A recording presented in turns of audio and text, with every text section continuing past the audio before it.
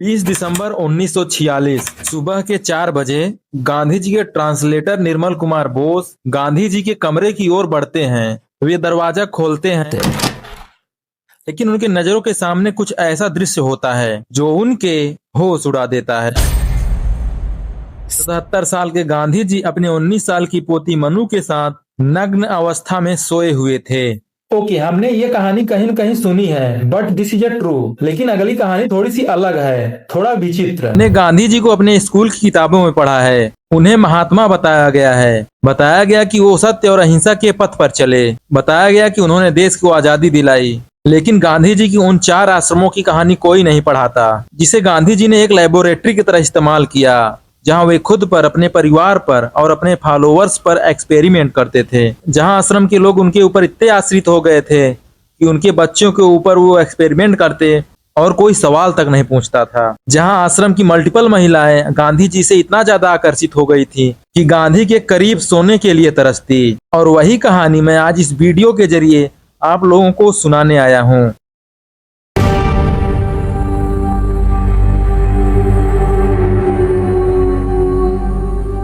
गांधी जी के पूरे जीवन की कहानी उनके सेक्सुअल ऑब्सेशन से जुड़ी हुई है। मैं आपको शुरुआत से समझाता हूँ। गांधी जी की शादी छोटे उम्र में हो गई थी, जहाँ कस्तूरबा 14 साल की थी और गांधी सिर्फ 13 साल के। उनकी उम्र भले ही छोटी थी, लेकिन उनका आकर्षण बहुत गहरा था और इसीलिए गांधी जी ने लिखा था, मैं इस हवस भरे प्रेम में इतना ज्यादा अंधा हो चुका था कि मैंने अपने अनपढ़ बीवी को पढ़ाने की इच्छा होते हुए भी पढ़ा नहीं पाया। लेकिन गांधी जी इस नेचुरल ह्यूमन बिहेवियर को अशुद्ध मानना तब शुरू किया जब उनके पिताजी बीमार थे। अब उनकी देखभाल करने की बारी गांधी जी की थी।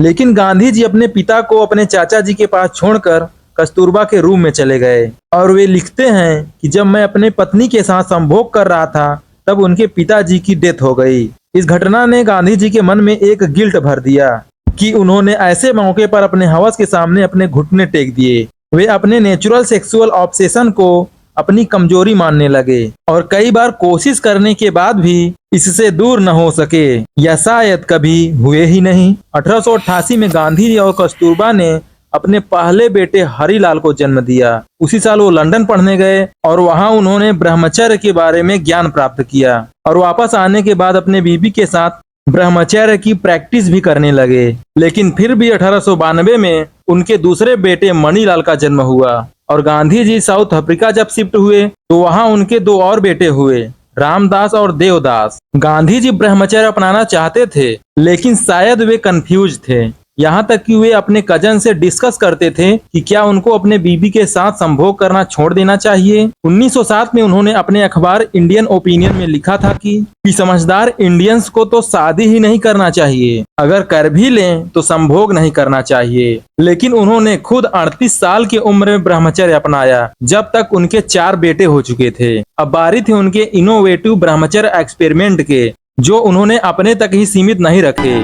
Even a few minutes in South Africa will be enough to inform the visitor there are 2 major race groups, white and non-white. Gandhi ji South Africa एक वकील के तौर पे गए थे। वहां उन्होंने अपनी तरक्की की और नए दोस्त बनाए। लेकिन 1900 के दशक में साउथ अफ्रीका में लार्जली अंग्रेजों का कब्जा था। यहाँ ब्लैक मूल निवासियों को उनके अधिकारों से वंचित रखा जाता था और वहाँ काम करने वाले भारतीयों की भी हालत कोई खास नहीं थी। गांधी जी इंडियंस के अधिकारों के लिए साउथ अफ्रीका में अंग्रेजों के खिलाफ लड़ने लगे। लोग उनको लीडर मानने लगे। यहाँ रहकर उन्होंने 2 सेल्फ सफिशिएंट आश्रम की स्थापना की। 1904 में फिनिक्स सेटलमेंट, जहाँ उनके अखबार इंडियन ओपिनियन का काम होता, और बाद में 1910 में टॉलस्टॉय फार्म, जो लियो टॉलस्टॉय और जॉन रस्किन के विचारों से संबंधित था। यहाँ गांधी के परिवार के साथ उनके दोस्त और उनके सहायक और बच्चे भी रहा करते थे। लेकिन गांधी जी ने इन आश्रमों को एक लेबोरेटरी की तरह इस्तेमाल किया, जहाँ वे खुद पर, अपने परिवार पर और अपने फॉलोअर्स पर एक्सपेरिमेंट किया करते थे।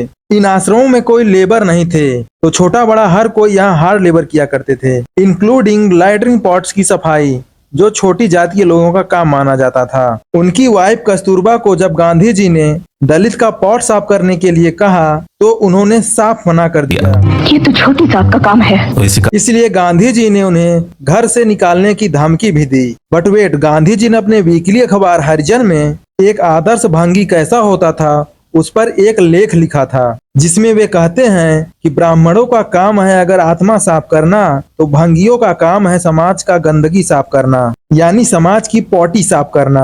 भंगियों को एक अच्छा लैट्रिन बनाने का ज्ञान होना चाहिए और उन्हें साफ करने और उन्हें बदबू हटाने की कला होनी चाहिए। लैट्रिन पॉट की सफाई जाति समानता से ज्यादा आश्रम वासियों पर नियम थोपने के लिए किया गया था। सभी आश्रमों में सामान्य खाना बनाया और खाया जाता था, लेकिन गांधी जी तो मसाला तक नहीं खाते थे, अक्सर फ्रूट और नट्स खाया करते थे। लेकिन गांधी जी इस फूड एक्सपेरिमेंट को केवल अपने तक ही नहीं रखे। जब कस्तूरबा बीमार थी तो डॉक्टर ने उन्हें बीफ टी पीने के लिए कहा था। ऑफ कोर्स वो बीफ नहीं खा सकती थी, लेकिन अच्छा वेजिटेरियन खाना खा सकती थी। लेकिन गांधी जी ने अपने बीमार बीवी पर एक्सपेरिमेंट करने की ठानी और गांधी जी कस्तूरबा को सब्जी और नमक छोड़कर केवल धान्य और फल खाने की सलाह दी। जब कस्तूरबा ने ये करने से मना कर दिया तो गांधी जी ने कस्तूरबा से कहा, अगर तुमने ऐसा नहीं किया तो 1 साल में दाल और नमक नहीं खाऊंगा।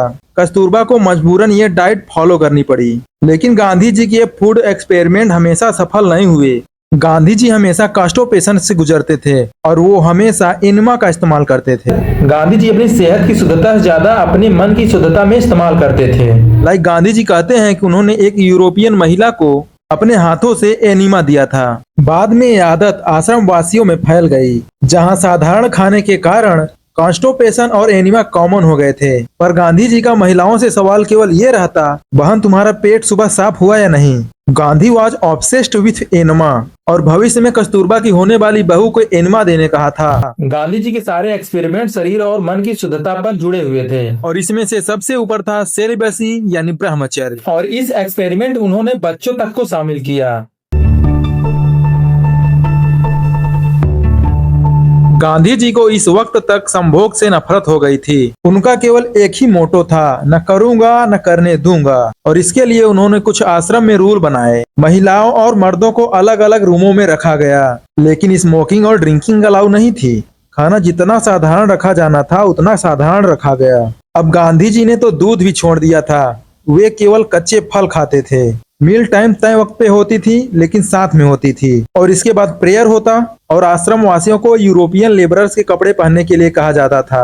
हार्ड लेबर सबके लिए कंपलसरी था। बच्चों को फार्म के कामों में हिस्सा लेने के लिए कहा जाता था। बच्चों को जो सेमी फॉर्मल स्कूलिंग मिलती वो हार्ड लेबर के बाद मिलती। क्या खाएंगे, क्या पिएंगे, किसके साथ रहेंगे, एवरीथिंग वाज कंट्रोल्ड। उनकी पर्सनल चॉइस तक छीन ली गई। इसके कारण गांधी जी पर डिपेंडेंट हो गए। लाइक एक आश्रम वासी कहता है कि हम गांधी जी पर इतना ज्यादा डिपेंडेंट हो गए कि हम छोटी छोटी बात गांधी जी से पूछते थे। ये लोग गांधी जी से इतने ज्यादा प्रभावित थे कि उनके बच्चों के साथ ऐसा हो रहा था, लेकिन उन्होंने सवाल तक नहीं उठाया। गांधी जी स्वयं लिखते हैं कि मैंने कुछ शरारती लड़कों को और कुछ यंग इनोसेंट लड़कियों को एक ही जगह एक ही समय पर नहाने भेज दिया। हालांकि उनको मैंने आत्मसमर्पण करना सिखा दिया था, यानी कि सेक्स पर कंट्रोल करना। और गांधी जी वहां खुद मौजूद हुआ करते थे और सभी टीनेजर के सेक्सुअलिटी को एग्जामिन किया करते थे। लाइक ये बच्चे अपने आप को कंट्रोल कर पा रहे हैं या नहीं। वो बच्चों को ओपन बरामदे के नीचे 3-3 फीट की दूरी पर एक ही बिस्तर में सुलाते थे और वो कहते थे कि मैंने ये एक्सपेरिमेंट इस विश्वास के साथ शुरू किया है कि लड़के और लड़कियां एक ही छत के नीचे बिना किसी नुकसान के एक साथ रह सकते हैं। लेकिन टीनेजर में सेक्सुअल अट्रैक्शन तो नॉर्मल होती है, जिसके कारण कुछ आश्रम के लड़के और लड़कियों के बीच सेक्सुअल मेंटर्स चले। उन्होंने लड़कों का विरोध किया और सोचने लगे अब लड़कियों के साथ क्या करें। उन्होंने सोचा इन लड़कियों पर एक फिजिकल मार्क छोड़ देना चाहिए, जिस कारण उन्हें एक सबक मिले और लड़कों को वार्निंग। और उन्होंने कहा लड़कियों के बाल काट दिए जाएं, लेकिन लड़कियों ने विरोध किया तो गांधी जी ने आश्रम की महिलाओं का सपोर्ट हासिल किया और उन लड़कियों के बाल अपने खुद के हाथों से काट दिए ताकि लड़के लड़कियों के कटे बाल देख ऐसा पाप दोबारा करने से बचें। ये शायद पहली बार था जब गांधी जी ने माइनर बच्चों के साथ एक्सपेरिमेंट किए, लेकिन ऐसे एक्सपेरिमेंट आखिरी भी नहीं थे। टोटा आश्रम में गांधी जी का दूसरा बेटा मणिलाल रहता था और इसी समय मणिलाल और जैकी के बीच नजदीकियां बढ़ गई थी और वो शारीरिक संबंध भी बना चुके थे। जैकी एक विवाहित महिला थी जिसका पति फिजी में रहता था। जब गांधी जी को यह बात पता चली तो वे 7 दिन के फास्ट पर बैठ गए और उन्होंने कहा कि सबको पता चलना चाहिए कि ये करना कितनी बुरी बात है। तो मणिलाल भी उनके साथ उपवास से बैठ गए। तो गांधी जी कहते हैं कि इस उपवास में मेरा बेटा मर भी जाता है तो भी मुझे कोई फर्क नहीं पड़ेगा। गांधी जी फास्टिंग को इमोशनल टूल की तरह इस्तेमाल करते थे, जिससे सामने वाला व्यक्ति गिल्ट में डूब जाता था। और इस गिल्ट से बाहर निकलने के लिए सामने वाला व्यक्ति कुछ भी करने के लिए तैयार हो जाता था। जैसे मणिलाल को गांधी जी ने जिंदगी भर ब्रह्मचर्य रहने का वचन मांगा और मणिलाल ने दे भी दिया। हालांकि 35 साल की उम्र होते ही मणिलाल ने वह वादा तोड़ दिया। और रही बात जैकी की, तो जैकी के साथ मिसबिहेव किया गया और जैकी को उपवास रहने के लिए कहा गया। उसके बाल काट दिए गए और उसको विधवाओं के कपड़े पहनाए गए as a sign of remorse. Gandhi ji इस पूरे इवेंट पर लिखते हैं, मैंने अपने पूरे जीवन में इससे बड़े दुख के दिन नहीं काटे। मेरा दिल सूख चुका है, मैं अपना दर्द बता नहीं सकता। मुझे अक्सर ऐसा लगता था कि मैं चाकू निकालूं और पेट में घुसा दूं। गांधी जी बहुत गुस्सा थे मनीलाल और जैकी के अफेयर्स पर। जहां वे अपने आश्रम को सेक्स फ्री बनाना चाहते थे, वहीं उनके बेटे ने अफेयर शुरू कर दिया। गांधी जी की इस मानसिक वेदना का एक और कारण हो सकता था, शायद गांधी जी अपने एक्सपेरिमेंट में जैकी को इस्तेमाल करना चाहते थे। लाइक उन्होंने अपने जर्मन साथी हरमन कैलिनबर्ग को अपने खत में लिखा था, हम लोग एक साथ बरामदे पर साइड बाय साइड सोए हुए थे और जैकी मेरे बगल में सोई थी। Okay, that is nothing in this letter true कि गांधी जी जैकी को अपने एक्सपेरिमेंट में शामिल करना चाहते थे। लेकिन भविष्य में गांधी जी ने अपने कई एक्सपेरिमेंट में महिलाओं को शामिल किया, जिससे यह अंदाजा लगाया जाता था कि जैकी के बारे में वो क्या सोचते रहे होंगे।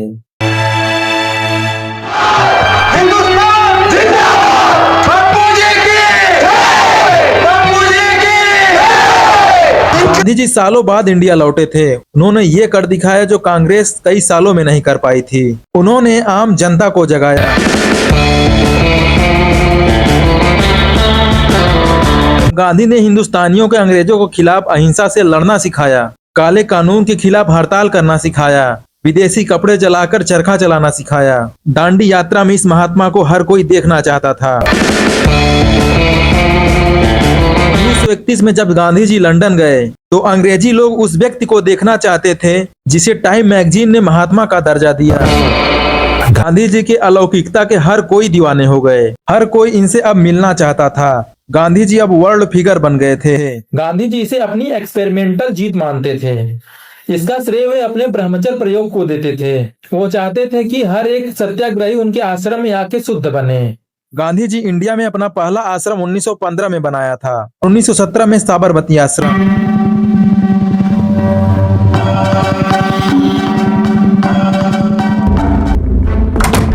कहा जाने लगा इतना काम करो कि ये काम करने का वक्त ही न मिले। संभोग। अगर फिर भी उत्तेजना हो तो ठंडे पानी से नहा लो, उत्तेजना कम हो जाएगी। संभोग पर रोक शायद इसलिए थी शादीशुदा कपल्स के बीच नेचुरल अटेंशन खत्म हो जाए, उनके बीच की अटैचमेंट कम हो जाए और गांधी जी से अटैचमेंट बढ़ जाए और वे गांधी जी पर डिपेंडेंट हो जाएं। लाइक प्रभावती एक शादीशुदा महिला थी और उसके पति जयप्रकाश नारायण यूएस में पढ़ रहे थे। By the way, Jayaprakash Narayan independent activist थे, बहुत ही उम्दा पॉलिटिशियन थे, जिसे 1999 में भारत रत्न भी दिया गया था। जब जयप्रकाश जी यूएस में पढ़ रहे थे तब प्रभावती ने आजादी की लड़ाई में गांधी जी का आश्रम ज्वाइन किया था और इस दौरान आश्रम में ब्रह्मचर्य अपनाना गांधी जी के नजरों में बहुत अच्छा माना जाता था। और गांधी जी से प्रभावित हुई प्रभावती अपने पति से बिना पूछे ब्रह्मचर्य की शपथ ले ली, जहां शपथ के बाद प्रभावती और उनके पति के बीच नेचुरल इंटीमेसी कम हो गई। वहीं प्रभावती की डिपेंडेंसी गांधी जी पर बढ़ गई।